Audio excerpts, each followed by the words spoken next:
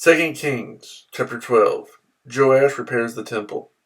In the 7th year of Jehu, Joash became king, and he reigned in Jerusalem 40 years. His mother's name was Zibiah. She was from Beersheba. Joash did what was right in the eyes of the Lord all the years Jehoiada, the priest, instructed him. The high places, however, were not removed. The people continued to offer sacrifices and burn incense there. Joash said to the priests, "Collect all the money that is brought as sacred offerings to the temple of the Lord, the money collected in the census, the money received from personal vows, and the money brought voluntarily to the temple. Let every priest receive the money from one of the treasurers, and let it be used to repair whatever damage is found in the temple."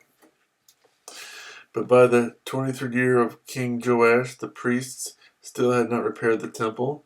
Therefore King Joash summoned Jehoiada, the priest, and the other priests, and asked them, "Why aren't you repairing the damage done to the temple? Take no more money from your treasurers, but hand it over for repairing the temple."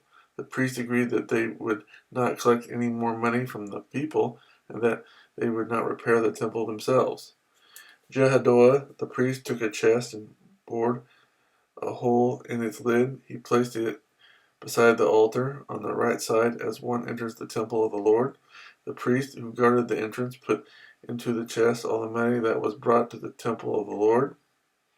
Whenever they saw that there was a large amount of money in the chest, the royal secretary and the high priest came, counted the money that had been brought into the temple of the Lord, and put it into bags.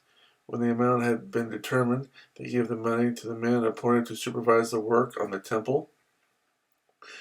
With it they paid those who worked on the temple of the Lord, the carpenters and builders, the masons and stone cutters. They purchased timber and dressed stone for the repair of the temple of the Lord, and met all the other expenses of restoring the temple. The money brought into the temple was not spent for making silver basins, wick trimmers, sprinkling bowls, trumpets, or any other articles of gold or silver for the temple of the Lord. It was paid to the workmen who used it to repair the temple. They did not require an accounting from those to whom they gave the money to pay the workers, because they acted with complete honesty. The money from the guilt offering and sin offerings was not brought into the temple of the Lord. It belonged to the priests. About this time, Hazael, king of Aram, went up and attacked Gath and captured it. Then he turned to attack Jerusalem.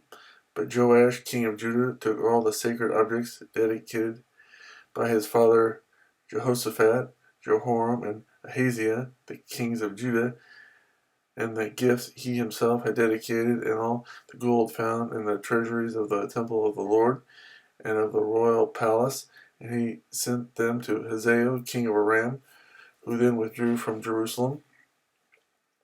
As for the other events of the reign of Joash and all he did, are they not written in the book of the annals of the kings of Judah? His officials conspired against him and assassinated him at Beth Milo on the road down to Sila.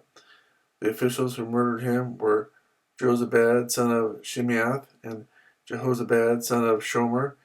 He died and was buried with his fathers in the city of David, and Amaziah his son succeeded him as king.